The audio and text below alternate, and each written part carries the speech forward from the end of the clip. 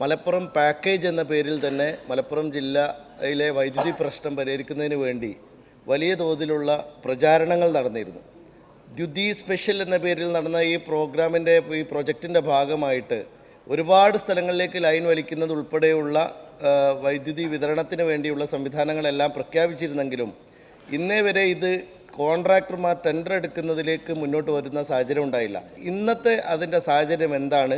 ഇത് മുന്നോട്ട് പോകാൻ സർക്കാരിന് സാധിക്കുമോ?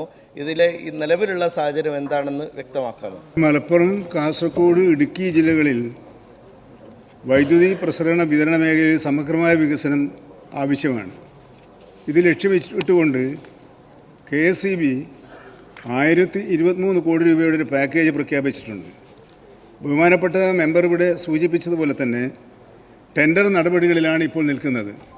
ദൗർഭാഗ്യവശാൽ ടെൻഡർ ഏറ്റെടുക്കാൻ കഴിവുള്ള കരാറുകാരൻ ഇതുവരെ മുന്നോട്ട് വരാത്തത് വലിയൊരു തടസ്സമാണ്. പക്ഷേ കരാറുകാരെ മറ്റു തരത്തിൽ സ്വാധീനിച്ച് കരാർ ഏറ്റെടുക്കാനുള്ള നിർബന്ധം ചെലുത്താനുള്ള പരിമിതി അങ്ങേക്ക് നന്നായി അറിയാവുന്നതാണ്.